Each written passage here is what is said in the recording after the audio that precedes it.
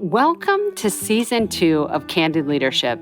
It's so great to have you here and to have you listen to some of the monumental work that we're planning forward to talk about with respect to leadership.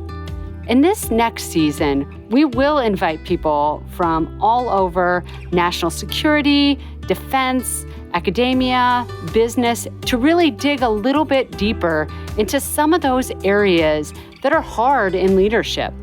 We're moving forward, obviously, to talk about mentors and those who have made a difference, but also to talk about some of the areas that you've asked about as listeners that require a bit more digging deep into.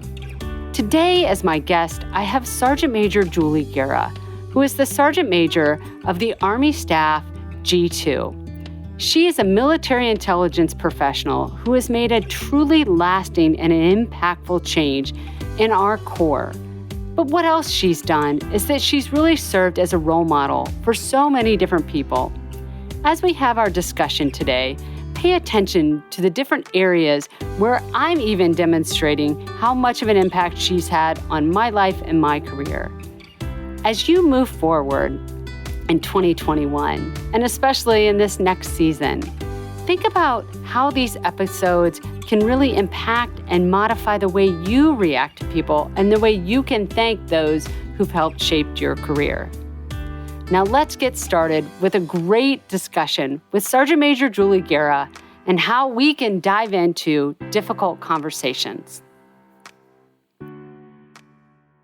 Welcome back to Season 2 of Candid Leadership. And today I have an extremely special guest, not only because Sergeant Major Julie Guerra is a monumental change maker, but she's also a truly great friend of mine. And as you can see in the show notes in her bio, she has done everything from tactical to strategic military intelligence. She set the example for many young men and women who have entered the service when she served as a drill sergeant and then AIT. She formed and shaped minds there. And then she also did exemplary work in really introducing cyber into our Army. And she transitioned herself from understanding her work and the things that she had done and transitioned into a new branch. So we're definitely going to talk about that. Go ahead, Julie. So thank you, Candice. Thanks for having me today. Very excited to talk about leadership and about anything else that you want to talk about. So thanks again for having me. It's an honor.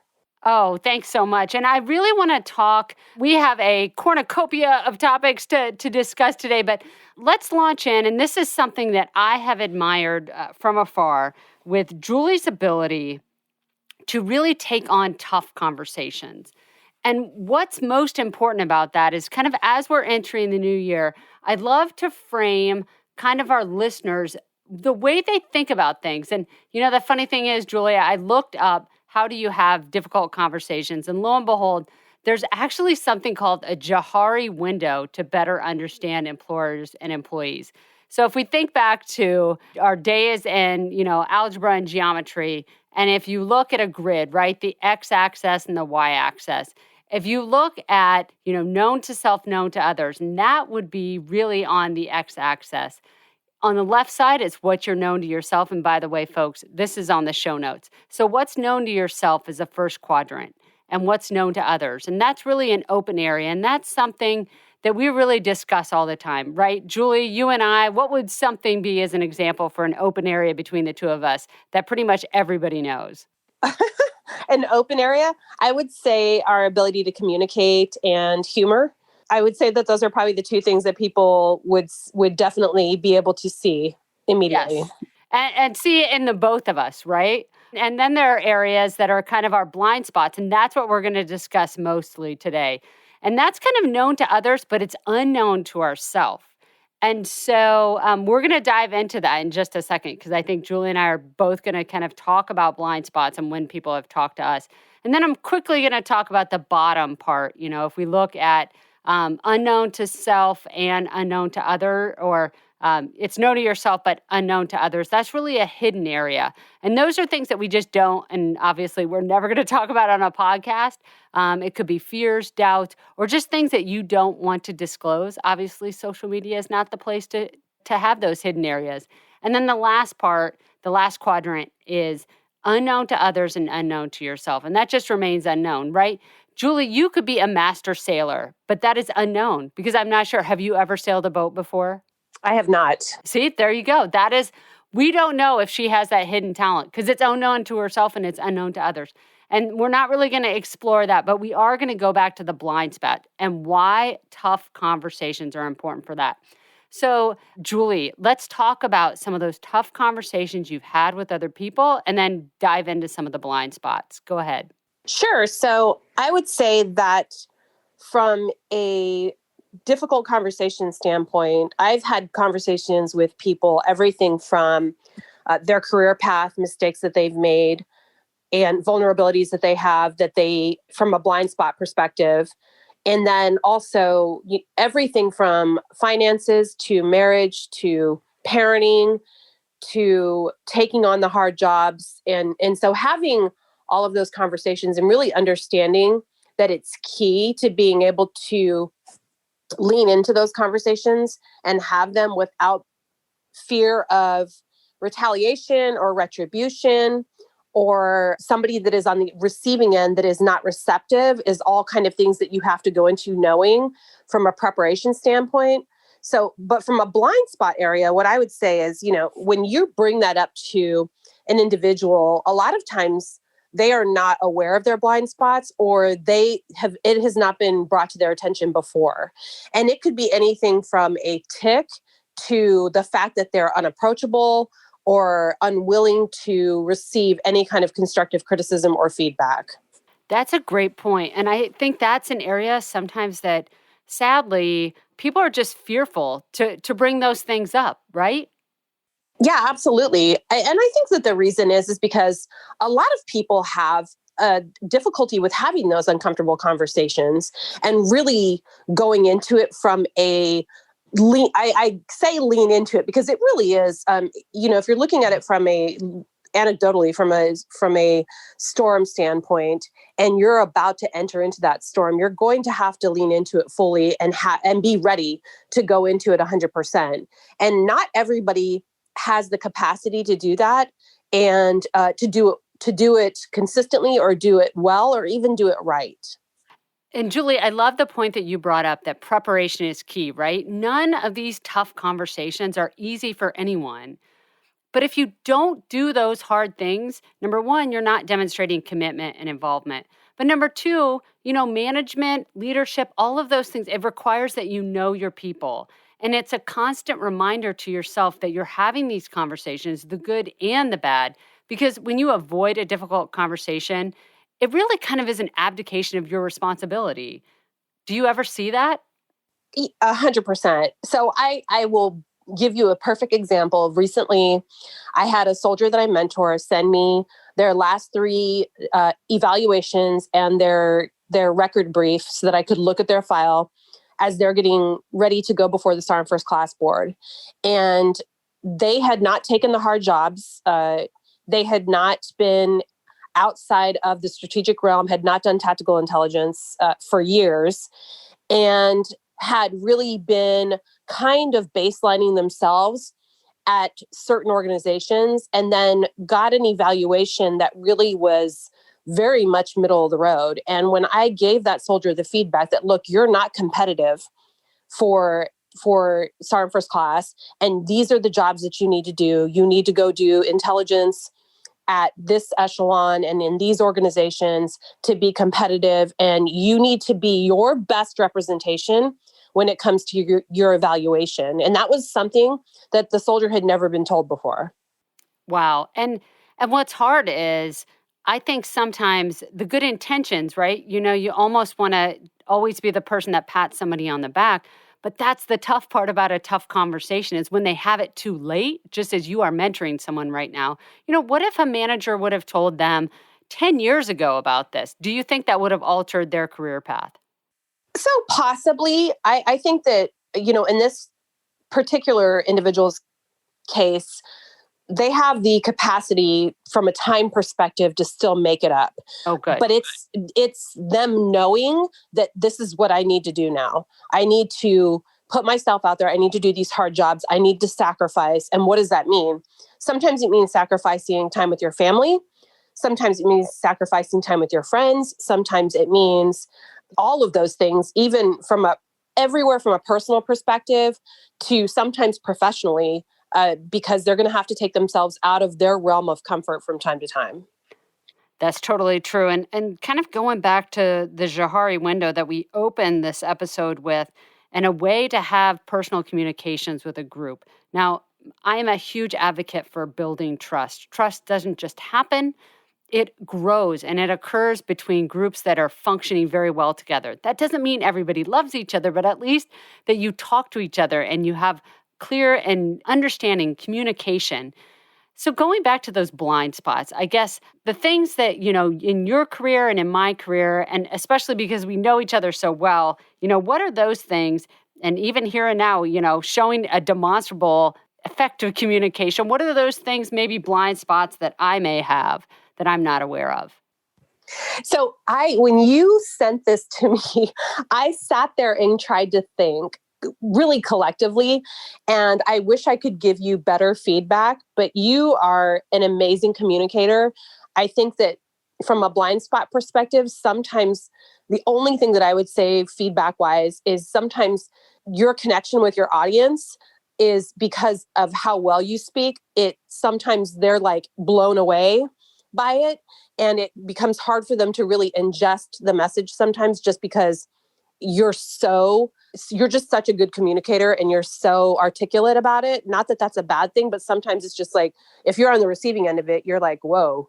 And so sometimes from my perspective, the message may get lost only because they're just really blown away and unable to kind of have that connection, if you will. And first of all, when you receive feedback, thank you. I appreciate that feedback. And number two, that is something very true that I need to look at and constructively take that blind spot. And sometimes I could definitely see how I try in our profession that we're in intelligence, sometimes you want to get every little piece of information out. And sometimes just that rapidity of talking so much, trying to condense 100 pages of information into 5 minutes, it can cause you to verbally vomit. And I say that, being humorous, but it's true. I have seen myself, I trip over myself just because I'm trying to get so much out. So I'm going to take that blind spot of mine and I'm going to slow down a little bit. Great advice. Thank you very much. See? And so this is, folks, this is why we have conversations like this, because we've known each other well over a decade. And that's the first time she's given me that constructive feedback, and I appreciate that. So this is something that I wanted to introduce to my audience today, and I asked her to do this ahead of time, to think about this. So thanks for doing that. I appreciate it, and I'm going to work on it. Of course. I think that one of the things that I've learned is that you have to communicate at echelon. And so if you're condensing intelligence, 100 pages of intelligence, you have 10 minutes to do it to an Army senior leader. That's one thing. But if you're doing a leader professional development seminar or a one-on-one counseling with somebody in your organization, at echelon, you have to communicate differently. The way that I talk to Army senior leaders and the way that I talk to a soldier inside a formation are night and day, because I have to be able to connect on both frames and both levels. And so that's one thing that I think that not all people can do or even remember. And sometimes I don't do it. And it's obvious when I'm talking to a soldier and I'm up in echelons above reality that I need to come back down to their level. That is great advice, because sometimes it's knowing your audience, right? And it's also, you can have the same message from the highest levels of government, looking in the depths of bureaucracy, all the way down to that soldier in a chow hall, sitting next to them, sharing a meal. There can be that same thread. It's just how the message comes out. And I think that's a great point, is that when you shape conversations, we've gone to tough conversations to really now talking about, how you display your mission and your vision and your purpose, all of those, hardy, gritty things that you need to have in your hand wherever you go. I think that's a great example. I want to switch now a little bit is to the information that we've talked about in the past about learning kind of an entirely new career field. Talk about switching, pivoting, flipping. You went from one specified area in intelligence all the way over to something totally brand new, and that would be the cyber field when it was developed. Can you tell me a little bit about that and how you accomplished it? Right. So I, at the time, was post brigade sergeant major, and I was working in strategy, plans, and policy inside of the Army G3. And I interviewed for and was selected as the cyber school and cyber branch sergeant major. And with no background at all, I had not ever touched cyber. I had no background in it. I didn't even really understand what cyber operations were. At the time when I came into the cyber career field as their sergeant major and at the school, I think the branch was 4 years old, maybe. And so at being the newest branch in the Army and really not having any kind of idea what they did and even how they trained, that was the first thing that I do is I threw myself into what the pipeline looked like. And the first 25 weeks of their training down in Pensacola, and then what they did inside the classroom at Fort Gordon, and then sitting down and talking with the cyber training battalion leadership about, what it looked like, and then talking to the operational force, the battalion and brigade sergeant majors that received these soldiers from the cyber school. And so really, I surrounded myself with smart people. I was not the smartest person in the room, and I said that frequently.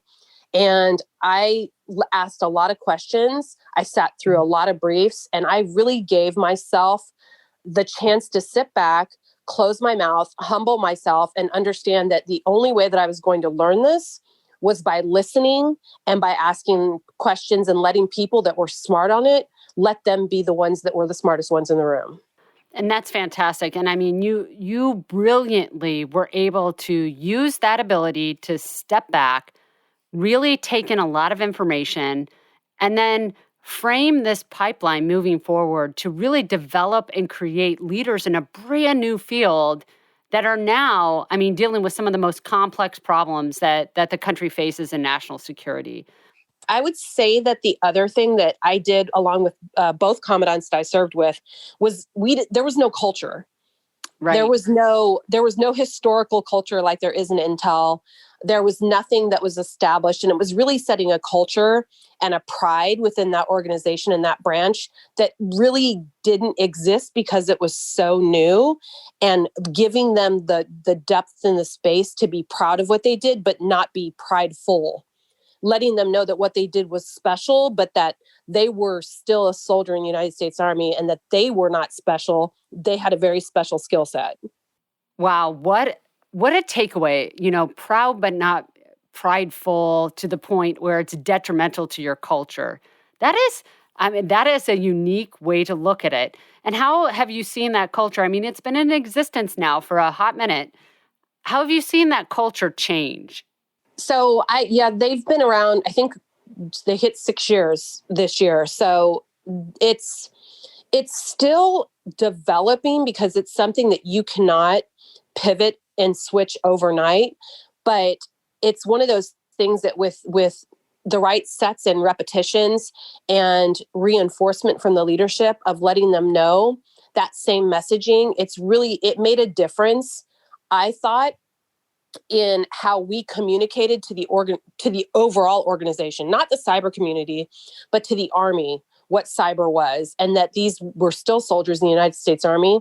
And it was really continuously communicating that message so that they didn't come in with a preconceived notion of what cyber soldiers were and how they operated. Oh, that's fascinating. And I think it's really unique that you took something really from the beginning, and now you're in the middle of watching it grow, adapt, change. You do this, you've done this quite often. I've seen you do this throughout your career where you've really taken something that required change and you've morphed it and molded it so that the outcome would be positive. And those are some of the areas that, I've received personal counsel from you. We talk about, and I often talk about on this podcast, mentoring. And this is a great example. I would say when we look at mentors, so often people think, oh, I have to look up. And same thing goes with leadership. Hey, that person's a leader by the line and block chart. They're the one in charge of me. And in life, so many things occur, and you're actually receiving mentorship from people all around you. And that's why Sergeant Major Guerra is so special to me, and why I wanted to kick off season 2 with her, episode 1, is the fact that she's been really monumental in shaping my life and the things that I've gone through with respect to divorce, single parenting, and things that we've done in health and fitness, and obviously our performance in our very similar field in intelligence in the Army. And I want to thank you for that. But I also want to talk to you about, how you go about doing that as a leader. How have you faced some of those difficult conversations and difficult manners to bring people through sometimes the darkest days that they have? What are things that you have done, and why are you so successful at this? Well, first of all, thank you. I don't ever think that I'm completely successful. I've definitely had some failures in this capacity, for sure. I have not always gotten it right, but I will say the times that I have, I think the reason why is because it's a few things. And so I really allow myself the space, the actual space to have the conversation with people. Either in my office or having a coffee or going on a walk or doing PT with them, and giving myself the actual space that we can have conversations, and then giving them the opportunity to provide feedback to me on how they're receiving the information, but also just being compassionate. I think that there's a lot of, I said recently in another interview that care and compassion is completely on how we take care of soldiers and how we take care of each other. And if we leave out the empathy factor when we're having these difficult conversations and just come in as a hammer, a lot of times the message gets lost. And I for sure have done that at times. And sometimes that's necessary. You have to have that direct hammer message. And then other times it needs to be a collaborative approach so that whoever they are on the receiving end, understand that they're allowed to respond and to ask questions and to receive the actual messaging portion of that tough conversation. Oh, absolutely. And, I want to harken back to one of the things that you've said, especially, when you only have a hammer, everything becomes a nail, right? And we've seen leaders that do that. And we've put phrases on it like toxic leadership or, different terms. It's really just not being a good human being when you really go about and you just want to smash and crush everything. But then there are times, you are totally right. There are times, though, when you have to have that tough conversation and you have to squash something. And I think that's an area you and I have talked about with respect to being deemed aggressive or intimidating just by our gender alone and the perception of that. Can you dive into maybe some of the perceptions and what leads to that? I think a lot of it leads to, if you are strong and you're forceful and you have presence and you are competent, it can be very intimidating to either subordinates and even superiors and peers. And I will say that, I was a first sergeant at Fort Bragg. And when I got there, one of the other first sergeants came to me and said something that has resonated with me throughout my career, and said, if you can make it through being a first sergeant at Fort Bragg, the rest of your career will be okay. And I had no idea how true that was until I left. And it really was the kind of environment where you had to be a meat eater, type A, apex predator, whatever you want to call it. You had to lean in and just be aggressive, or else you weren't going to get anything accomplished and no one was going to listen to you. And so as a young leader, I learned that very quickly, that in order to be in the room, I had to be seen and be heard. And so that can translate to aggressiveness. And that does not always go over well particularly with male leaders that are competing with you for jobs or competing with you for space. And so I think that from my perspective, that is why that terminology gets used, particularly with women like you and I and others that have had these leadership opportunities that have shaped us into that person in the room that will be seen and heard and will not sit in the corner and be quiet. Exactly. And that leads me to number one, if somebody's calling you aggressive sometimes, maybe that's just your leading and you're doing a great job and you're causing change to occur because change is hard and change is uncomfortable. So by putting terms on it like intimidating or aggressive or forceful or bossy, sometimes you have to just take that step back. That's, again, where you reevaluate. Hey, could there be a blind spot that I'm not seeing? Because we have had hyper-aggressive people that didn't recognize, no, it wasn't just a term. It was actually a blind spot that they had. And they went forward and they corrected it and changed it. And oh my gosh, what a great leader they turned out to be.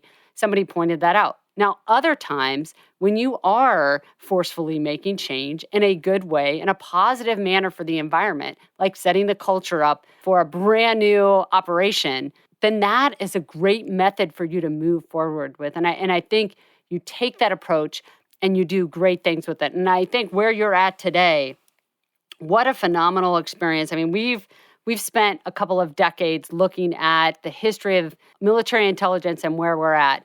And Sergeant Major, you happen to be one of 4 phenomenal, first time we think in the Department of Defense and definitely the United States Army staff history.